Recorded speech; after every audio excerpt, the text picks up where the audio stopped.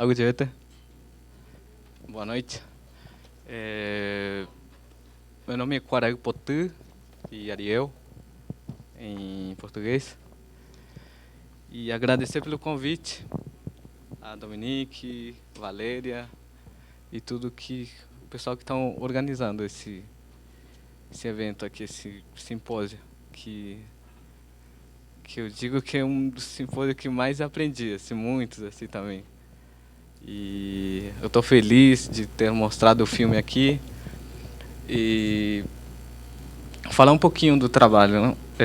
A gente começou a trabalhar com cinema em 2007, recém, né? Esse é o quarto filme, que é o nosso. Temos um coletivo de cinema Ambiá Guarani, que a gente começou um pouco que vendo a importância do cinema. Na verdade, eu já, desde meio criança, eu já tinha esse acesso de cinema, como muitos cineastas não indígenas ia para a aldeia e filmava essas coisas, mas um dia eu tinha um sonho de fazer o filme, mas do meu ponto de vista, ou do ponto de vista dos Guarani mesmo, dentro da aldeia.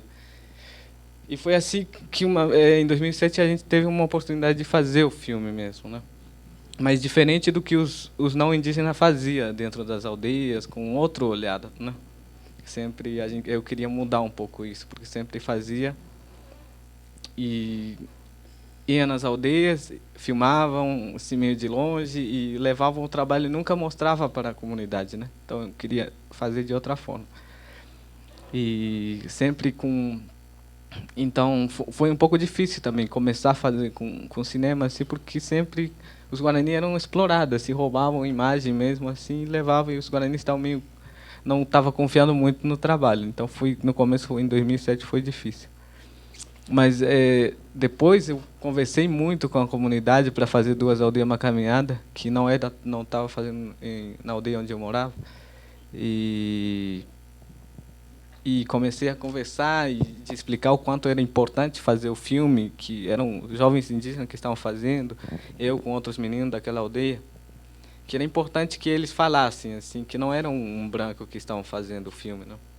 E assim a gente teve o primeiro contato com o Vídeo nas Aldeias, que é uma escola de cinema para indígenas, e eles davam a câmera para nós e a gente saía filmando, sabe?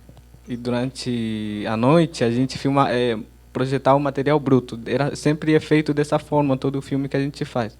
Filma durante o dia e durante a noite a gente projeta para a comunidade se está bem, o que a gente tinha filmado, o que poderia ir no filme ou não. E depois a comunidade foi se envolvendo, assim, vendo a importância, assim, que era importante, uma ferramenta importante que a gente tinha que se apropriar disso para contar os nossos problemas, a nossa realidade de hoje em dia, tanto como a espiritualidade, terras, territórios, caminhadas, essas coisas, né? E a gente foi fazendo. O nosso primeiro filme foi Duas Aldeias Uma Caminhada, que mostra muito essa caminhada dos Guarani, os problemas, pequenos territórios, duas aldeias, né? E a gente foi fazendo outros filmes com outros meninos, assim. E foi como que eu percebi da importância do que o cinema poderia contribuir hoje nas aldeias, né? Não somente em nossa aldeia, como para outras aldeias também que ainda não têm esse acesso com vídeo, que a gente mostrar a realidade, quais são as nossas lutas e de que forma que a gente vê essa caminhada mesmo dos Guarani. Então sempre a gente tenta mostrar um pouquinho a caminhada, né? Por exemplo, esse filme O Tava, a gente mostrou, vocês podem ver que é uma caminhada mesmo. A gente estava na Argentina, depois em São Paulo, depois voltava para a Argentina de novo. É um pouco dessa forma que a gente queria fazer o filme, né? Que a câmera também, porque não queríamos fazer de um filme que estão acostumados os caras que fizeram faculdade de cinema. A gente queria transformar esse cinema mesmo do estilo nosso, Guarani, assim. E que a câmera também pudesse ser uma pessoa Guarani. É mais ou menos isso que a gente queria transformar, assim. Que a comunidade, quando eu vou conversar com os velhos para fazer, na verdade a gente evita um pouco fazer entrevistas, que os velhos não pudessem ver essa câmera com uma ferramenta dos brancos que saiu, que está entrando para a aldeia, que acho que as pessoas começaram a ver que essa câmera, assim, a gente também tem muito cuidado de que essa câmera pudesse ser um pouco guarani, assim, uma pessoa que está ali conversando com os mais velhos, que aquela não é uma câmera, não é um objeto, é uma pessoa que está ali querendo conversar com ele. Então depois eles perceberam da importância do jeito que a gente filmava, né? E isso foi muito importante para que a gente pudesse continuar o trabalho, fazer outros filmes, algumas vezes mais profundo ou um pouco mais complicado. E e a gente teve algum filme que tiver um pouco mais de dificuldade. E esse, principalmente esse filme, a gente teve pouco tempo, assim, na verdade a gente queria profundizar mais sobre porque uma é um tema muito complexo, né? Falar de reduções jesuíticas, e tem vários caras aí, vários líderes espirituais tinham uma opinião, uma versão de uma coisa, então outros caras aí tinham uma outra versão. Então, só que tivemos só 6 meses para fazer o filme e finalizar, né? Então a gente não era a ideia não era isso, queríamos ter um ano mais ou menos para fazer realmente aprofundizar isso, porque é uma questão muito que sempre me interessava muito assim. E aí, então tivemos 6 meses e o resultado foi isso, mas na verdade falta muitas coisas, tem muitas coisas que a gente filmou que não entraram porque a gente era um recurso do IFAM, sempre tem um prazo, então não foi o filme que realmente a gente queria. Queríamos ir no Paraguai, a gente não pôde ir porque quando a gente vai falar do Guarani, né, que é como o Virupasse, tem que colocar tudo, não pode falar só de uma aldeia ou da Argentina ou do Brasil somente. Então a gente ficou triste por não ter ido no Paraguai também, gravar algumas falas dos Tiramões lá. Mas já é uma coisa, né? Pelo menos isso, a gente queria mostrar um pouquinho do que os Guarani vê realmente essa caminhada, por que vem assim que os brancos têm tanta dificuldade de entender isso, principalmente lá no sul, né? Quando os Guarani vão de uma aldeia para outra e ficam dizendo, não sei, não fica em nenhum lugar, ou vem da Argentina, são estrangeiros, sabe? Então a gente queria mostrar um pouco qual é o sentido dessa caminhada no filme, né? E foi um pouco a nossa luta, assim, e também mostrar um pouco porque em São Miguel das Missões, onde a gente mora, é uma aldeia que sempre sempre as pessoas que vêm do Paraguai, da Argentina, passam por aqui, por lá, depois vêm para cá. Qual é a identificação? Como, não sei, ele se identifica por quê naquele lugar, né? A gente queria explicar um pouquinho isso. E por que sempre passam por lá? Apesar de que sempre estiveram lá muitos anos, os Guarani saíram de lá e quando voltaram ali, acho que na década de 70, já estavam se formando grandes fazendas. Hoje em dia tem muitas fazendas lá e a área é 234 hectares e muitos os Guarani nunca mais ficaram lá e aí sempre saíam porque os policiais mandavam ele embora e só que sempre muitos velhos já fizeram casa de reza lá e hoje em dia, apesar de que tem uma aldeia em São Miguel das Missões, muitos de não indígenas não sabem que tem uma aldeia e não entende por que os Guarani estão nas ruínas, por que eles estão vendendo seus artesanatos nas ruínas jesuíticas, nos museus, e os turistas que entram lá, e isso a gente explica melhor no primeiro filme, Duas Aldeias Uma Caminhada, por que os Guarani estão lá, né? E os turistas vêm, e por que quem são vocês, sabe? E ele não tem entendimento que sempre os Guarani estiveram lá, mas os brancos chegaram e expulsaram ele, e hoje o território é minúsculo, são 234 hectares para 200 e poucas pessoas. Então o filme mais ou menos mostra isso um pouco. A gente sempre fala de muitas coisas, espiritualidade, território, a caminhada, né? Algumas vezes é um pouco difícil de entender, mas a gente não poderia fazer outro filme, porque o Guarani sempre tem esse problema, né? Em todo o nosso filme falava um pouco disso, o Bicicleta da Minha, apesar de que não fala especificamente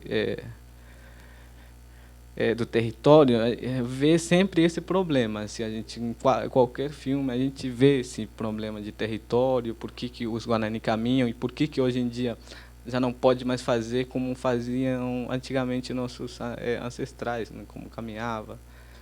E também um pouco político. E um pouco começamos a fazer um filme para quebrar um pouco esse preconceito, de mostrar que nós não somos estrangeiros, que sempre estivemos aqui, sempre transitamos, e que foram os não indígenas que colocaram esses limites, essas fronteiras, né? Que hoje em dia, a maioria que eu converso com os velhos, não, eles não conseguem entender, não tem nem a mínima ideia do que é fronteira. Ele vai na Argentina, não fala, eu vou na Argentina. Falam, eu vou cruzar do outro lado do rio. Eu vou cruzar do outro lado do outro rio quando vão no Paraguai, né? Então isso é muito difícil de entender as pessoas, principalmente o Estado, as autoridades políticas. Então sempre lá no sul ainda tem esse problema, né? Ah, os Guarani vieram do Paraguai ou da Argentina, mas sempre a gente tenta mostrar que é uma grande aldeia que tem, que a gente circula por todo aquele território. E sempre o nosso filme tenta mostrar isso de uma forma que os velhos falam, algumas tem uma dificuldade, mas é um pouco isso, né? Acho que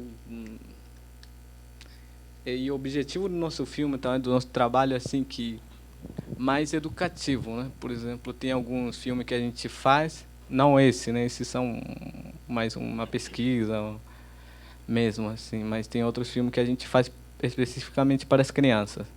Por exemplo, de 4 a 8 anos, que a gente tem um filme que nós chamamos Bramini, que é uma versão curta e dublada do Bicicleta de Anderu, que é um pouco para que as crianças já tenham acesso desde criança, antes de ainda não ter preconceito, já ter um pouco contato com os indígenas. Então isso é um pouco o nosso trabalho, assim, de que todos esses vídeos possam ser usados nos colégios, com os professores, que possam discutir a questão indígena, assim, vendo os vídeos, né? E a gente tem tido esse resultado positivo, assim, que, por exemplo, mostro e depois converso com os alunos.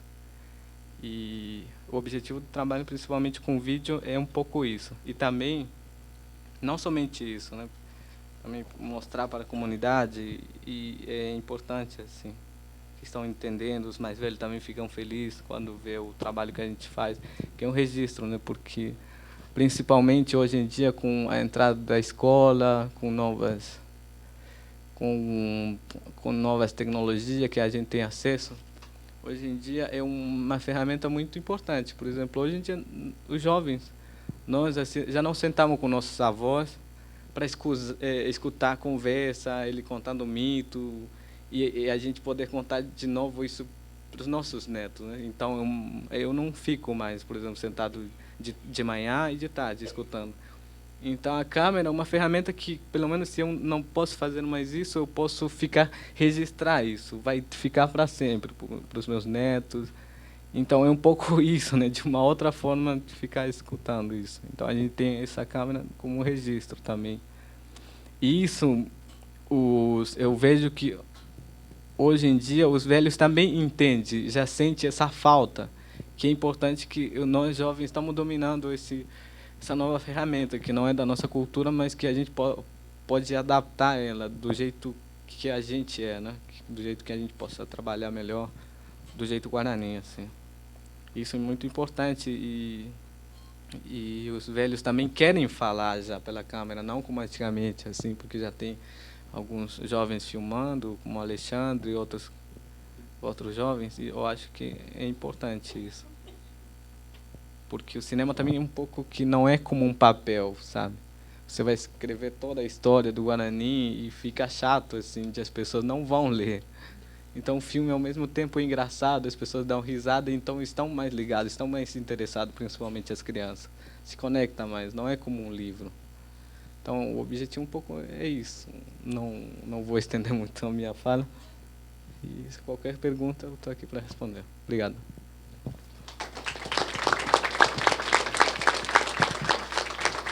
Bom, em primeiro lugar, quero agradecer o convite e também agradecer a Nhanderu e os Tiramões, né, responsável por estar aqui e tentar me expressar. E também quero também já começar como eu comecei, por que fiquei interessado, e também algo assim que eu vejo assim que criança começa a gatinhar e começa a perceber as coisas, eles escolhem o caminho, vai escolhendo o caminho, e não é o pai, não é a mãe que escolhe o caminho para o filho, né? Então eu aprendi mais ou menos isso. E começa assim quando fiquei interessado desde pequeno, quando descobri, quando tentava falar com alguém e fazia, na época, eu vendia maracujá, vendia garrafas assim, que eu achava pela estrada, eu vendia para Ferro Velho para comprar ficha de telefone para poder falar. E, na época, eu sentia assim, maravilhado, assim, como que pode falar de pessoas de outro lugar assim. Então, fiquei com vontade de mais saber como funciona isso. Então, desde pequeno, comecei a criar os meus próprios personagens, digamos, que a partir do momento que as pessoas sonham em ser, por exemplo, ser alguma coisa quando crescer, ou não ser alguma coisa quando crescer, mas a pessoa começa a criar a sua personagem, mas não sabe muito bem como criá-lo, né? Então, como que você é adulto quando daqui a 40, 50 anos, digamos, né? E a gente não sabe exatamente como que vou ser, né? Então, por aí que começou esse interesse pela tecnologia. Começou pela ficha de telefone, e onde eu levantava super cedo e colocava a ficha no telefone para falar com a Maria Luizinha, a Luizinha, a irmã Luizinha na época, e também eu ligava para a Maria Inês Ladeira quando que ela poderia vir para ver o meu desenho, né? Então, é uma coisa assim que eu tenho um carinho pela passagem, né? Pela esse mundo que eu comecei a perceber que o mundo não é tão cruel, na medida que você pode criar um mundo perfeito, ou seja, um mundo que você pode viver bem, né? E a crueldade é o próprio humano que cria vários sistemas para que a gente compreenda o sistema, e o sistema, no mesmo tempo, não compreende a quem foi o criador, né? Então, a minha passagem sobre essa vontade, esse anseio de descobrir a tecnologia, quando eu vim para São Paulo e eu conheci o Máximo Canevati. E, na época, eu tentava falar com umas pessoas que eu conhecia na época, que eu não vou citar o nome, inclusive cheguei a apresentar o meu interesse, mas não me deram ouvido, né? E onde eu vou passar não é só aqui em São Paulo. Quando volto para a aldeia, em 98, apresentar minha proposta de um filme, e onde foi considerado louco, né? E tanto é que eu me lembrei, quando ia para a escola pela primeira vez, meu avô, ou até mesmo minha mãe, me dizia assim: filho, vai estudar, só vai aprender, só escrever, assinar o seu nome. Mais do que isso, não pode. Aí eu falei assim, mas por quê? É porque eu não quero que você fique louco, né? Então, a minha família tinha essa coisa de loucura, né? Então, até hoje, não, eu comecei a analisar essa loucura. E essa loucura, na medida que a gente vai crescendo, a gente começa a ficar meio que... eu gosto dessa palavra esquizofrênico, né? Que na verdade, é mais ou menos isso, que a gente tenta entender o sistema, e sistema capitalista, e falando do capitalista, e querendo ser o patamar do capitalismo, ou até mesmo seja pessoas que entendem do capitalismo e, no mesmo tempo, fica preso, não sai do lugar, enfim, fica meio doentio, ou seja, até mesmo fora do que convive, né? E aí, onde eu fiz o primeiro teste, que não vou dizer assim, não é um ensaio, que é chamado Manoá, que é o ensaio, inclusive tive o prêmio de estímulo do Estado de São Paulo, e onde eu fiz o manual, o filme da Lenda das Quixadas.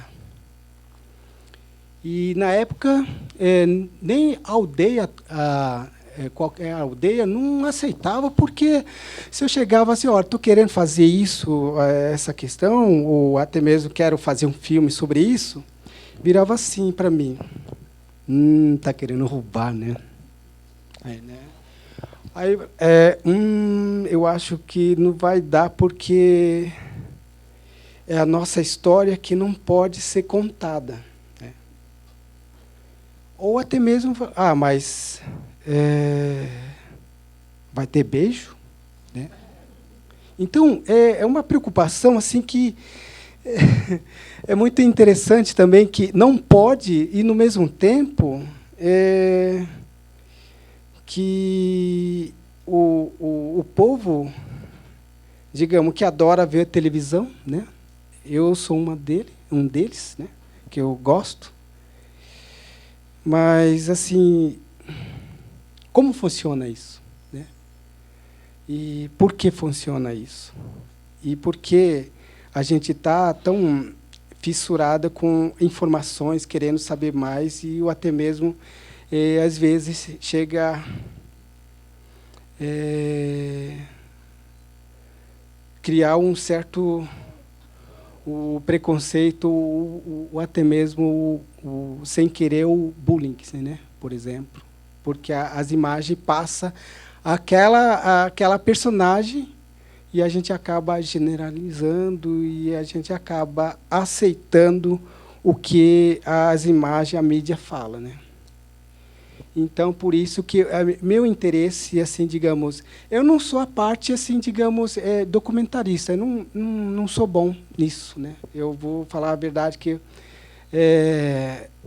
eu não sou muito nessa parte de paciência, né? Como que é? Eu não vou chegar assim. Fala um pouquinho da sua cultura, como que é lá, você toma banho de chuveiro, como que é? Me explica isso. Eu não tenho essa vontade, sabe?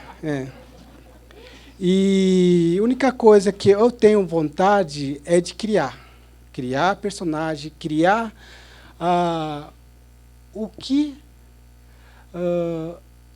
a personagem é capaz de passar as mensagens sem perguntar, mas pode chegar repassar as mensagens através da sua arte ou a criação, que você pode sutilmente atingir o seu propósito.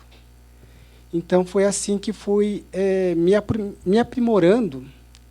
Eu não gosto de ficar, como, por exemplo, pegar uma câmera e ficar filmando, porque eu aprendi isso. Eu estou há 13 anos nessa trilhagem, que o mais velho não gosta de ser filmada, né? Só que uma coisa também que eu achei interessante é quando eu chego numa aldeia, ou na própria minha aldeia, falo assim, olha, eu quero depoimento seu. Né? Aí, não dá, eu não tô sem tempo, depois deixa para outra hora. Mas quando chega, por exemplo, Globo, outras de mídia de peso, aí todo mundo quer. Até eu mesmo quero ir lá, estar lá falando, né?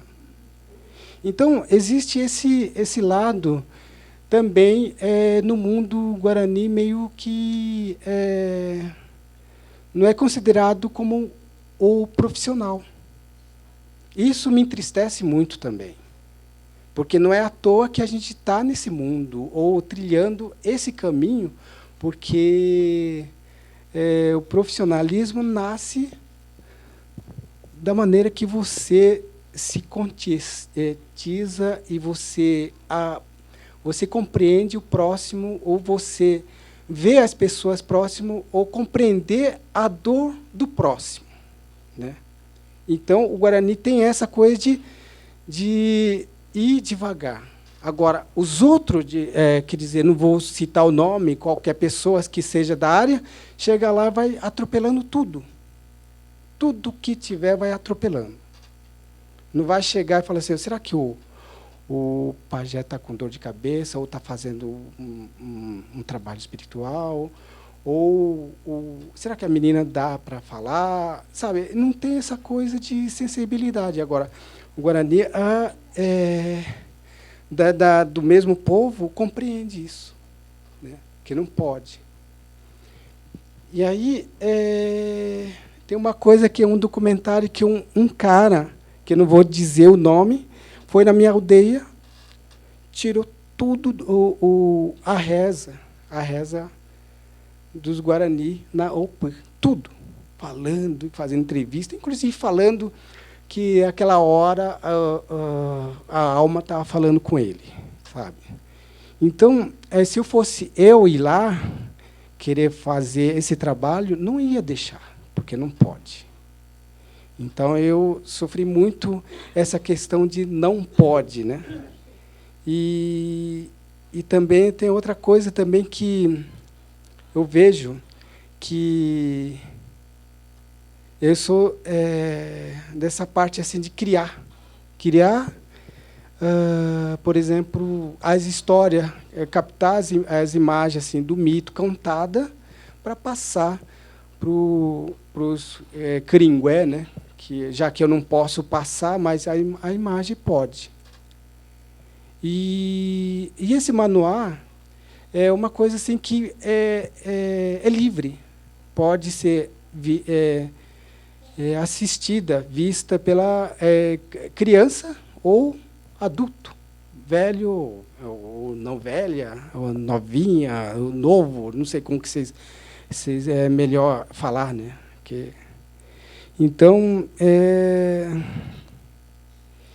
eu vejo que o manual é um ensaio, porque eu falo ensaio porque eu queria fazer maior, algo maior, porque na minha cabeça acha que a gente está hoje é o mito, né? A gente está vivendo e tudo o que acontece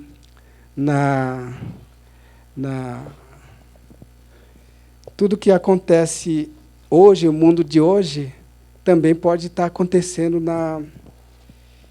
no mito. E o mito representa muito a vida da gente hoje. Então, acho que é isso. Obrigado.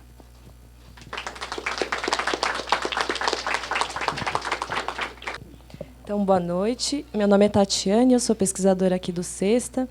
E hoje eu vou falar um pouquinho para vocês de uma experiência etnográfica que eu tive muito recentemente e que eu estou tentando sedimentar uma análise. Então, vou fazer um experimento aqui. Ainda não defendi a minha dissertação de mestrado, minha defesa é dia 25, sexta-feira que vem, e eu tenho feito campo entre os Kaiowá e Guarani no Mato Grosso do Sul, mas fui para o Mato Grosso do Sul trabalhar com os Kaiowá e Guarani porque eu estava interessada em práticas midiáticas, em experiências de audiovisual, que eu sabia que existiam lá, em experiências de feitura de jornais impressos, de rádio. de um ponto de cultura que eu etnografei. E aqui hoje eu vou falar, na verdade, um pouco dessa história que vocês devem ter ouvido falar. No final do ano passado, os Kaiowá e Guarani ficaram muito famosos na internet, né? Provavelmente vários de vocês colocaram Guarani e Kaiowá nos nomes de vocês no Facebook, tá? E isso gerou efeitos. E um dos efeitos é um pouco essa experiência que eu vou narrar aqui, trazendo um pouco dos elementos que eu tenho utilizado para pensar essas práticas midiáticas. E acho que tem tudo a ver com o que o Ariel e o Papá falaram. Só que eu vou ler para me segurar no tempo, porque eu me perco com facilidade. Então, desculpa. Eu vou colocar umas fotos aqui para vocês verem. Então, o título dessa apresentação, diferente do que está aí no resumo, é Enxadas e Tratores, Entre Enxadas e Tratores, notas sobre um desencontro. Vou começar com uma frase do chefe Oyampi Waiwai, que vocês devem já ter visto aquele filme Arca do Zoé, bastante antigo, tem a minha idade esse filme. Então, eu vou... Eles não usam... Não falei isso. Bom, vou continuar.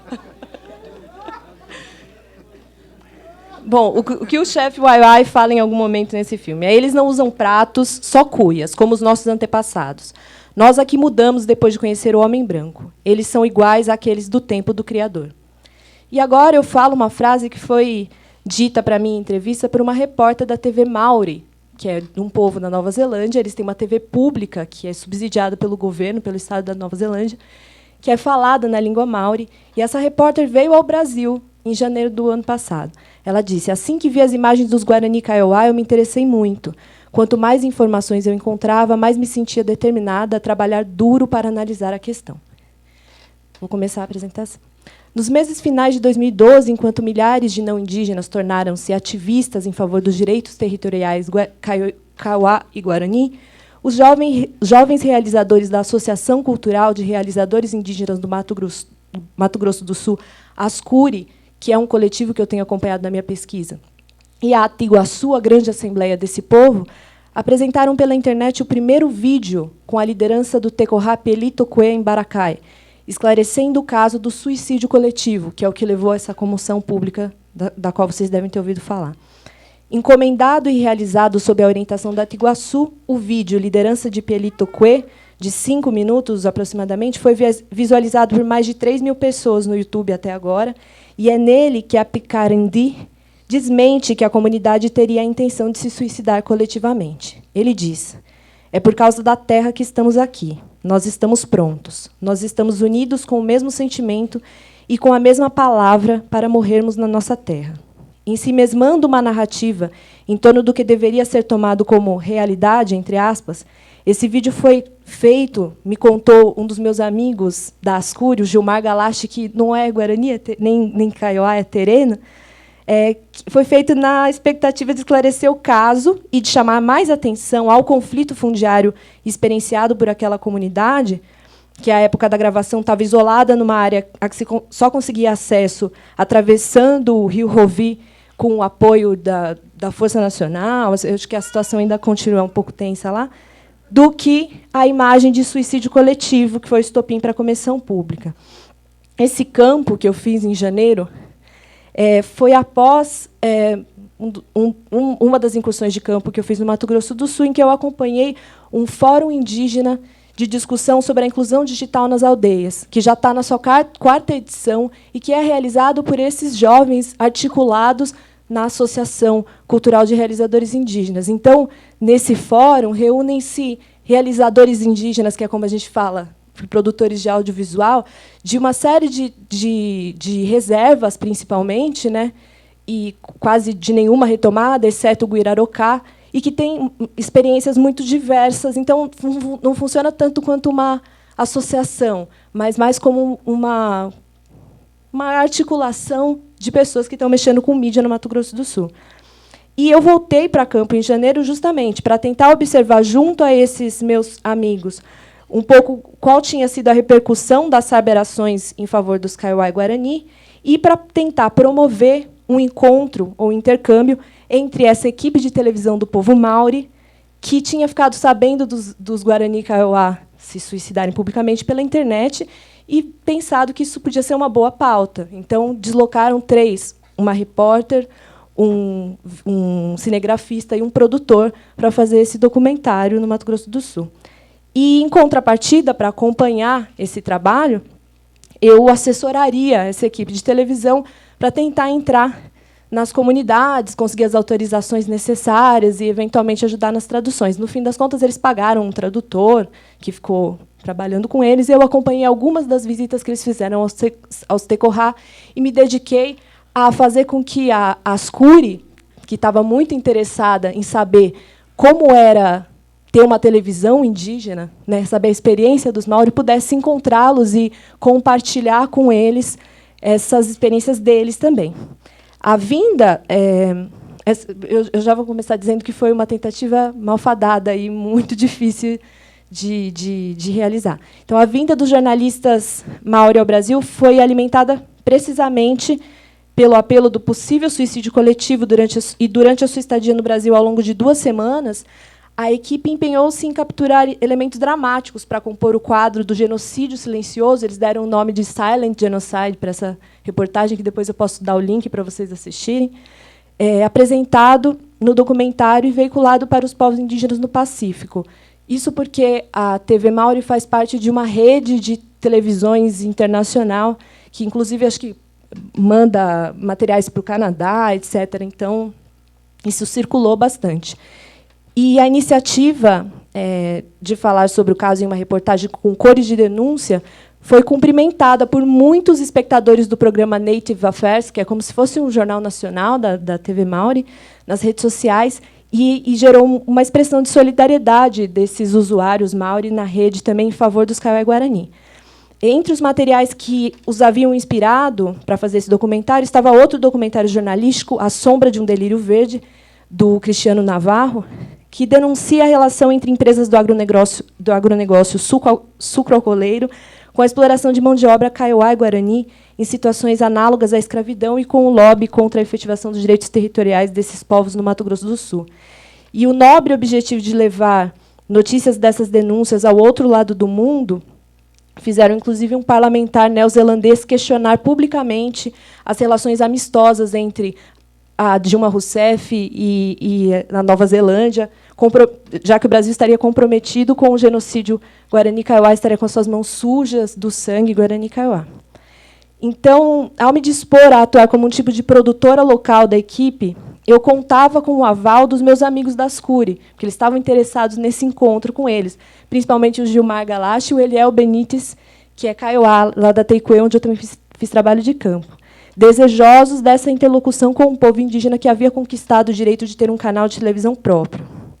Assim, minha proposta à equipe era que a Ascuri ajudasse a definir o roteiro de comunidades como boas fontes, que é como se diz no jargão jornalístico, para a reportagem, e que a equipe dispusesse de pelo menos 2 dias de sua agenda para conhecer as experiências de comunicação desenvolvidas em algumas reservas no Mato Grosso do Sul, que seriam Panambizinho, em Dourados, Teikuê, em Carapó, Amambai, em Amambai, e Guirarocá, além da licenciatura intercultural Tecoarandu, que é uma licenciatura diferenciada, própria dos Kaiowá e Guarani, que tem no Cone Sul do Mato Grosso do Sul, e das atividades da Ascuri. Essa preocupação e vontade dos meninos fazerem acontecer esse encontro dessa forma, nessas comunidades, foi muitas vezes reiterada por mim nas minhas várias comunicações com os repórteres, principalmente com a Renê Carrucura, que é a repórter da TV que fala a língua Maori. Só para vocês saberem um pouco, eles lá são escolhidos para serem repórteres nessa TV por terem a capacidade de falar a língua, enquanto que o restante do pessoal, que é cameraman, que é produtor, em geral é escolhido ou é aceito para trabalhar por sua especialidade profissional mesmo, porque fizeram faculdade nisso, etc. E a Renê Carrucura é filha de uma grande liderança Maori, por isso ela trabalha na TV. E ela parecia entender um pouco essa preocupação, mas, ao mesmo tempo, eles estavam um pouco constrangidos pela ideia de querer mostrar o conflito e de ir a Pelito Coembaracai, o lugar onde as pessoas tinham escrito uma carta dizendo que iam se suicidar, para contar essa história para o povo Maori. E a preocupação principal dos meninos era que os Maori levassem daqui imagens das outras coisas que os Kaiowá têm feito, e não só das privações pelas quais eles têm passado, e, por isso, o interesse em mostrar, em destacar a aposta que eles têm feito na educação escolar indígena por meio da licenciatura intercultural e em suas próprias práticas de comunicação. E, de certo, essas respostas não foram ignoradas no documentário, cujo esforço foi o de mostrar perfis de lideranças políticas e xamãs que têm lutado por seus direitos territoriais. Mas o objetivo principal de minha interlocução com a equipe, a realização do intercâmbio com as CURI, foi bastante, de certa forma, frustrado. Cerca de uma semana antes da chegada da equipe de TV à cidade de Dourados, isso assim, para contar para vocês um pouco de como estava a expectativa, não só dos meninos que estão na diretoria da associação, mas de todos que são ligados a ela. O celular do Gilmar, que é tereno, tocaria em Campo Grande, e quem estava do outro lado da linha eram os meninos do Guirarocá, que é uma retomada que passa por uma situação de privação de direitos muito forte, está cercada pela raiz, a água é contaminada, e eles já estavam sabendo da vinda da equipe Maori, que eles tinham interesse em filmar lá, mas que eles queriam que a Ascuri fosse junto, que eles pudessem mostrar que eles, mesmo sem energia elétrica, sabiam filmar e que eram realizadores indígenas também. Mas, comprimidos por uma agenda típica dos processos de produção televisivos, os jornalistas Maori puderam dispor de apenas algumas horas, em 2 manhãs na semana de trabalho deles, para um encontro com a Ascuri e para visitar a licenciatura Tecuarandu. A ida dos Maori ao UFGD, que é onde acontece essa licenciatura, para encontrar os meus amigos, acabou colidindo com o horário de uma oficina de vídeo que eles estavam realizando em parceria com o filho do reitor da universidade.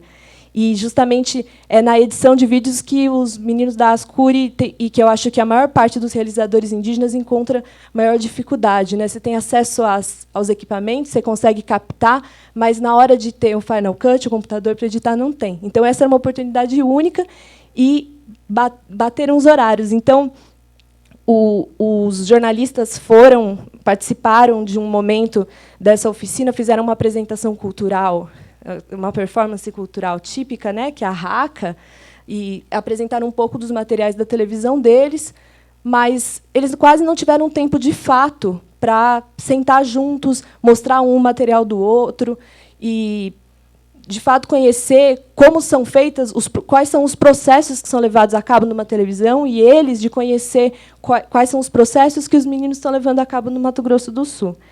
E nesse momento, a Ascuri pôde passar também... Nossa! Ah, tá. Nossa, já? Meu Deus! Bom, eu vou pular. Mas, tentando dizer que foi um encontro que deixou todos nós muito... Eu não vou parar de ler, porque senão não vou conseguir concluir. Que deixou todos nós muito frustrados, mas que, depois de um tempo, eu comecei a conseguir sedimentar análises sobre o porquê esse encontro pareceu malfadado. As motivações, na verdade, as expectativas nesse encontro que eram muito diferentes. E acho que isso revela muito sobre como, hoje, no Brasil, a gente tem levado a cabo projetos de comunicação, e no Mato Grosso do Sul essa situação é muito sui generis, porque não tem projetos que sistematicamente formem esses meninos. Os projetos sempre vêm e vão, e essa é a grande rusga, a grande tristeza que os meninos dessa associação têm, que passaram a se organizar justamente por causa disso. No Brasil, a gente não tem como... Opa, eu pensei que era o papá. Estava falando, não tem justamente essa abordagem... não tem indígenas que sejam jornalistas e que tenham essa outra... que é um outro modo de ver, é um outro modo de produzir comunicação indígena, que também é indígena. Então, acho que aqui se colidiram modos diferentes de criatividade em torno da feitura do vídeo. E o que esperavam os realizadores indígenas no Mato Grosso do Sul, principalmente os Kaiowá e Guarani, era poder, principalmente, saber como são esses processos deles, e que isso foi frustrado. Como o chefe Waiwai, quando foi visitar o Zoé, na Arca do Zoé, eles se sentem interessados por conhecer o Zoé, porque identificam, através do vídeo, eles como seus ancestrais, com seus ancestrais. E ele volta como narrador para a aldeia, para contar para os outros que ele viu, aquelas, né, identificou aquelas coisas que podiam identificar o Zoé como seus ancestrais. Mas ele volta como um narrador, meio que compartilhando um mesmo modo de criatividade.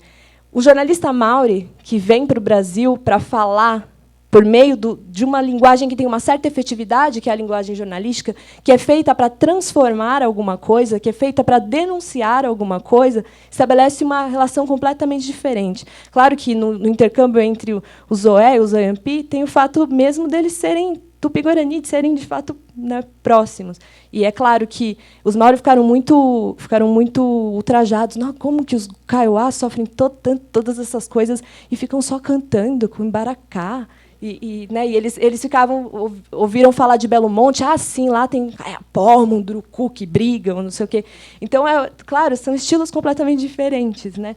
Mas, fora isso, são modos diferentes também de produzir comunicação. Eu, infelizmente, achei que daria tempo de falar mais coisas, mas acho que é isso. E aí, se vocês tiverem dúvidas, curiosidades um pouco sobre a pesquisa, porque isso é só uma anedota dentro de uma pesquisa que eu apresento na semana que vem. E aí vocês perguntem. Bom. Obrigada,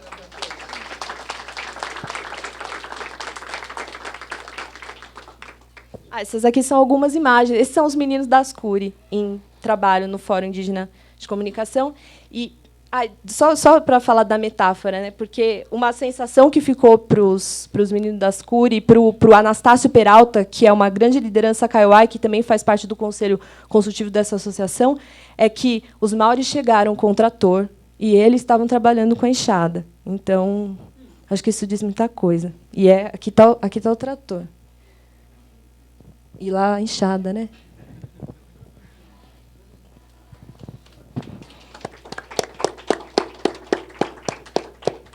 Quem fala agora, então?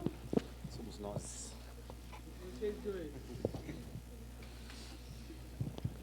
Boa noite. Bom, eu e o Herá, a gente preparando uma fala conjunta aqui, que é um pouco a partir dessas nossas experiências em oficinas de formação em vídeo, e aí também de um filme que o Herá fez e que eu produzi. A gente, na verdade, fez isso, né? Fez essa fala conjunta, que é uma parte do texto é do Herá e outra parte é minha. Né? O Herá ele participou recentemente de um projeto aí de formação de pesquisadores indígenas. Né? Nesse projeto, eles exercitaram muito essa atividade de ter que explicar, saber traduzir para os Diruá alguns aspectos, alguns conceitos da cultura deles, e isso passava muito também por aprender a escrever pequenos textos. Tentar, né, ir além, às vezes, de só tradução de palavras. Enfim, daí o Herá se empolgou e quis realmente tentar fazer um pequeno texto e ler aqui. Então, ele que vai começar.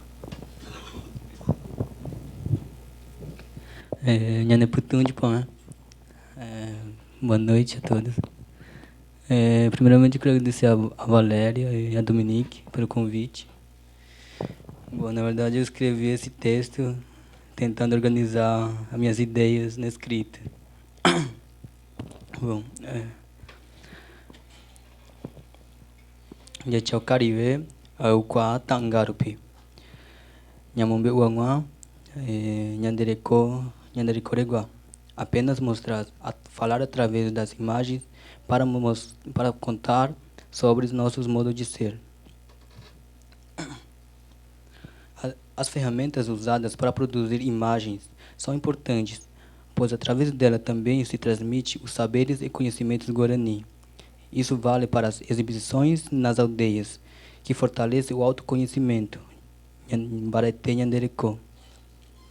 e para mostrar a cultura guarani de uma maneira que os Juraqueiro entendam e respeitam o modo de ser. Quando filmes são exibidos nas aldeias, as pessoas reagem afirmando o que está se passando na tela, de um modo parecido quando alguém fala no pu, e os demais respondem, Anité, verdade. Me lembro da fala de um Tiramões, depois que ele viu um documentário. quando vejo alguém que teve coragem de transmitir o conhecimento que eu também sei, fico muito feliz e emocionado. Não deixo de falar para vocês porque não acreditariam, mas quando vejo outros falando sobre esse saber, eu sinto que isso faz com que ele se fortaleça e que eu não estou sozinho. Jorge Jiraquara passa a entender um pouco da cultura guarani quando assiste o filme produzido pelos próprios Nhandequeiro, os Guarani. Isso porque todo mundo filma diferente. Essa diferença está relacionada ao modo de ser, de pensar e de sentir o mundo. Por isso, Nhanderecó aparece nas escolhas, nas formas e nas relações dentro de um filme feito por um Guarani. Assim, podemos traduzir, através da linguagem audiovisual, sobre algo sobre Nhanderecó, que os Jiraquara possam sentir e entender. Acreditamos que o uso desta linguagem é importante para conseguir mais respeito em relação à nossa cultura e aos nossos direitos. Hoje em dia, está mais fácil o acesso a tecnologias de comunicação. Nas aldeias, muitas pessoas adquirem ferramentas que produzem imagens, como telefone celular, ou conseguem câmeras de vídeo através de alguns projetos de apoio. Mas, como todos sabemos, apenas filmar não é fazer filme. Para fazer o documentário sobre a cultura guarani, não basta só mostrar como Nhandequeiro vive. Temos que tentar traduzir um pouco do conhecimento a partir das relações entre as imagens e os sons do vídeo. A maneira como relacionamos as imagens é onde começa a fazer sentido o filme, onde podemos expressar o que queremos transmitir. No filme Desterro Guarani, o Ariel mostra uma imagem da plantação de soja. Essa imagem pode parecer bom para alguns Juruá, porque é lucrativo. Mas quando o Guarani vê essa imagem, com certeza vai falar: olha quanta destruição. Diz isso porque a imagem de plantação diz isso, vê a imagem de plantação onde era tudo mata. Nesse caso, a mata aparece para nós pela falta dela. No filme Guaracaijá, o dono da lontra, que vamos ver daqui a pouco, a imagem da lontra ganha outros significados quando relacionada às falas e às situações registradas e organizadas no filme. A partir dessas relações que vamos poder entender um pouco como o Nhandequeiro se expressa quando caça e qual o significado desse ser na nossa cultura. Todas essas relações organizadas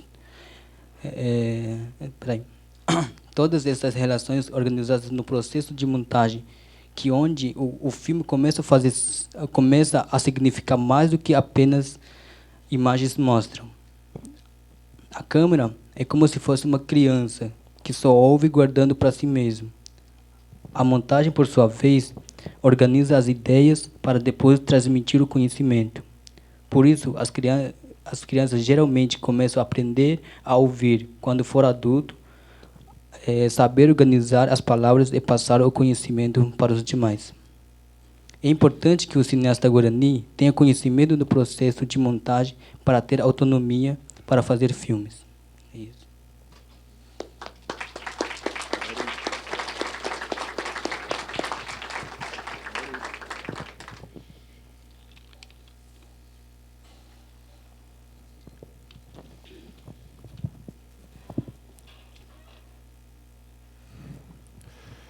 Linguagem e tecnologia.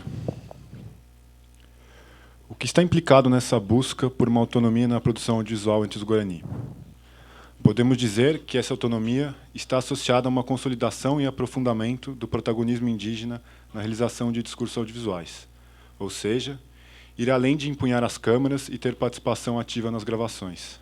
É preciso também apropriar-se das técnicas de organização e montagem dos materiais gravados. Isso significa uma apropriação de tecnologias, computadores para edição, HD de armazenamento, etc., que são um tanto mais restritas do que comparadas ao fácil acesso das câmeras de vídeo.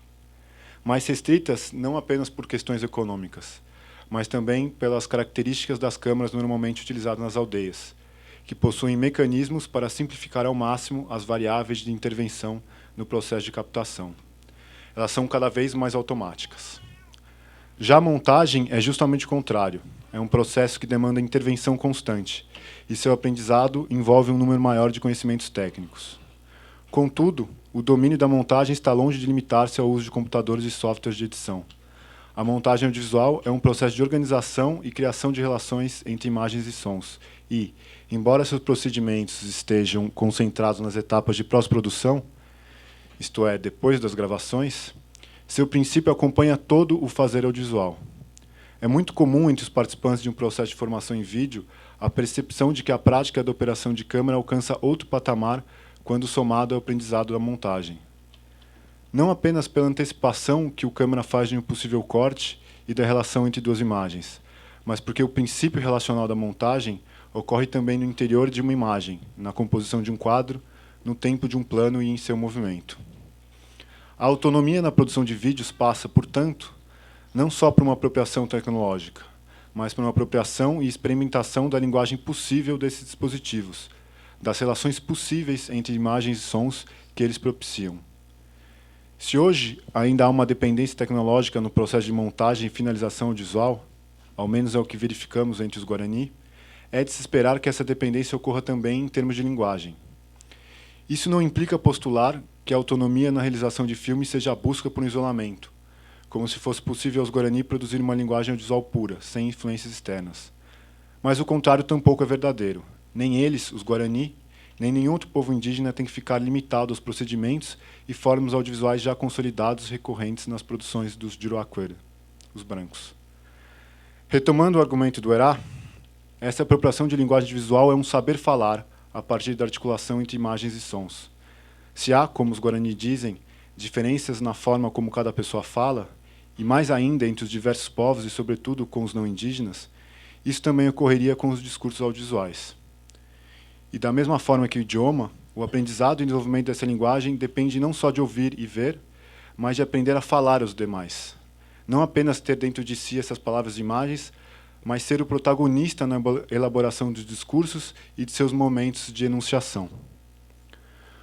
O que pode se intuir dessa comparação é que a prática constante e autônoma desse processo, que vai da gravação até a finalização e exibição dos filmes, é o que pode proporcionar que as diferenças características na linguagem audiovisual praticada pelos Guarani sejam organizadas e possam ser assim reconhecidas.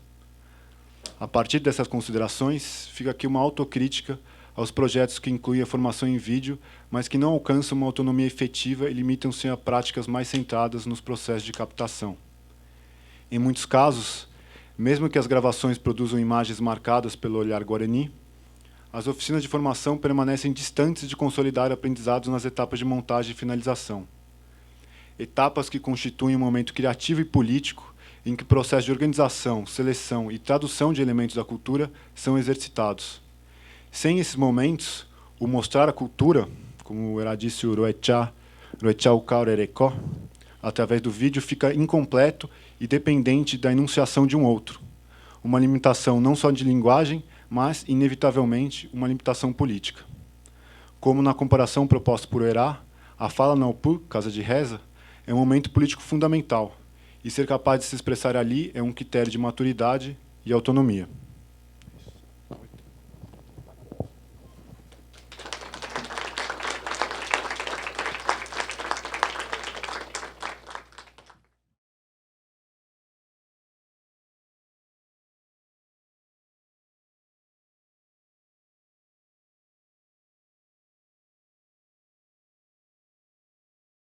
Bom, deixa eu fazer rapidamente alguns comentários antes de abrir a palavra para vocês. Por coincidência, eu acabei de receber o link do programa Native Affairs, da televisão dos Maori, e pude assistir o filme. Assisti hoje.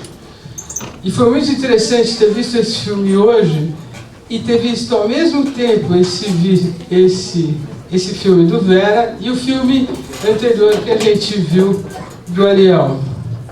Acho que é uma diferença enorme. Para quem não viu o programa da televisão Mauri, ela poderia ter sido realizada sem nenhuma diferença por um Globo Repórter, por exemplo. Não exatamente um jornal nacional, porque é muito curto, mas o Globo Repórter permite uma coisa investigativa. Mas o que incomoda e o que diferencia esse programa da televisão Mauri dos filmes que a gente viu?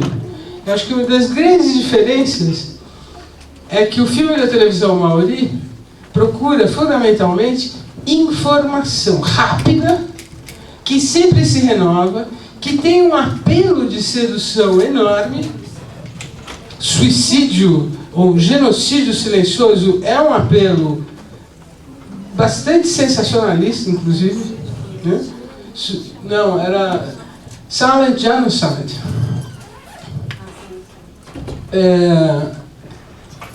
Ou seja, isso é uma informação que coloca a pessoa que está escutando no sentido de querer sempre mais,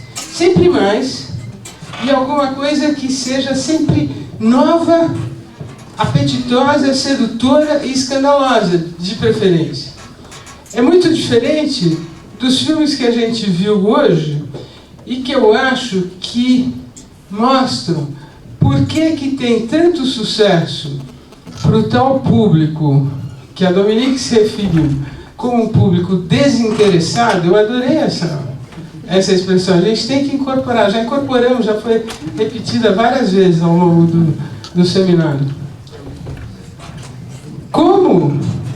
Como captar esse público desinteressado sem ser pela informação? E nós vimos, num seminário anterior sobre conhecimento tradicional, o impacto que teve a introdução da dramaturgia de peças de teatro em que um grupo começa efetivamente a participar. Eu acho que há uma relação entre o teatro, há uma relação entre esses filmes que a gente viu aqui hoje, há uma relação que também pode ser pensada com a fotografia. Acho que há uma relação com a experiência que o antropólogo tem numa pesquisa de campo de longa duração, de profunda imersão, em que há uma transformação efetiva. O antropólogo que convive por um tempo muito longo, ele sai completamente diferente, ele sai transformado. E eu acho que a grande diferença, e o que está presente aqui, é que esses filmes, ou essas peças de teatro conduzidas dessa forma, têm uma capacidade, tal como as narrativas do narrador, de quem falava aquele filósofo bigodudo, que é o Benjamin, elas têm uma capacidade de acolhimento. Elas acolhem aquele que assiste ou aquele que escuta a narrativa. Quem escuta um mito, e vocês sabem disso muitíssimo bem, você escuta o mito e você se transporta para essa experiência que é narrada na história do mito, né? E você vive ela própria como uma experiência sua. Essa que é a grande capacidade de acolhimento, que eu acho, é você viver essas histórias como suas. Um pouco diferente do tal mecanismo de projeção do cinema, de que tantos teóricos falaram, mas é por isso também, tal como nas narrativas orais, as narrativas orais, como o mito, ou como esse primeiro filme do Arial que a gente viu, na verdade, são poucas as informações. Eles falaram sobre o quê? Falaram sobre a caminhada, falaram sobre a espiritualidade e falaram sobre território. Isso foi falado, como ocorre na cultura oral, inúmeras vezes, de formas diversas, em diferentes lugares, em diferentes aldeias. E essa possibilidade de quem estava sendo ouvido ou entrando em conversa, porque não é entrevista. Entrevista, de fato, é o que mata. E entrevista não abre essa capacidade que a narrativa tem de acolher. A entrevista, né, coloca lá bem distante. Mas todas essas pessoas reviveram essa questão fundamental da caminhada, da espiritualidade e do território. E, para nós, que não somos Guarani, elas também informam e permitem que a gente, de alguma forma, faça parte dessa experiência. E é isso que tem outro dado fundamental, que vai por a entrevista ou a informação jornalística de um lado, ou o programa da TV Mauri, e, por outro, essas outras formas expressivas, eu diria, é que nessas formas expressivas, como o filme que vocês dois fizeram, como a fotografia, ou como a experiência de teatro, é a experiência que está conduzindo essa narrativa. Não é a pura informação. A pura informação afasta. A experiência, ela inclui e permite ser revivida de alguma forma. Acho que é só isso.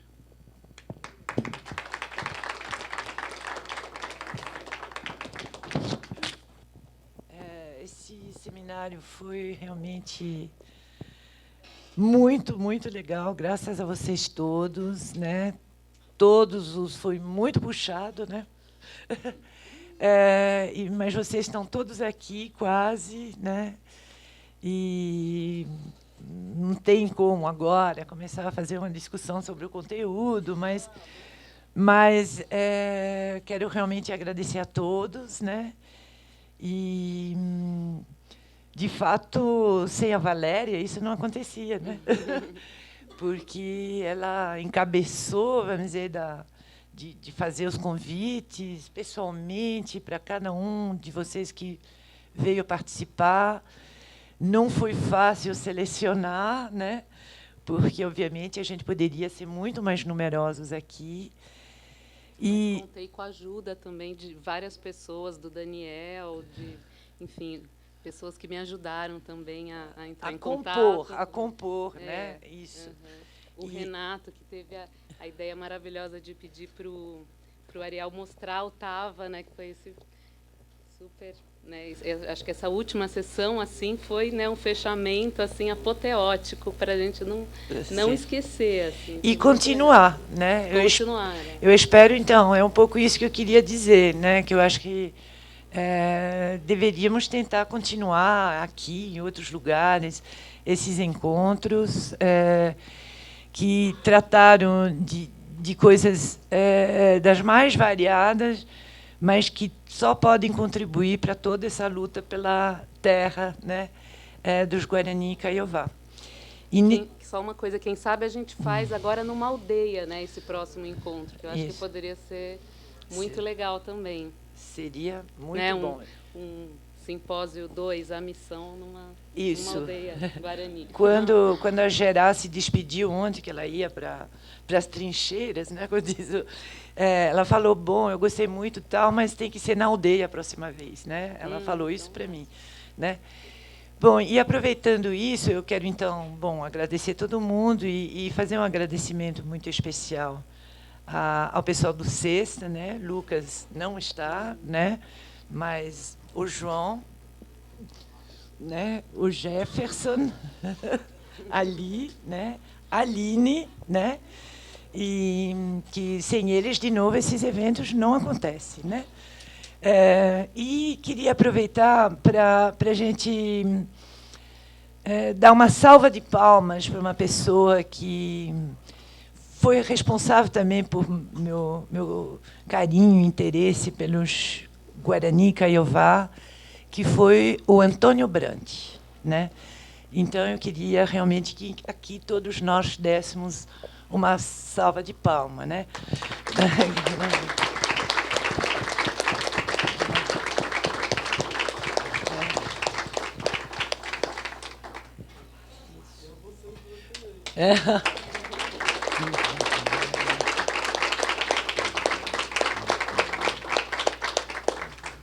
Entre o Urupá, aí eu vou falar o Inhampi, né? O Urupá e o Arupá, o caminho é muito curto, né? Então acho que ele deve ter ouvido essas coisas todas, né? É isso. Então, obrigada para todos.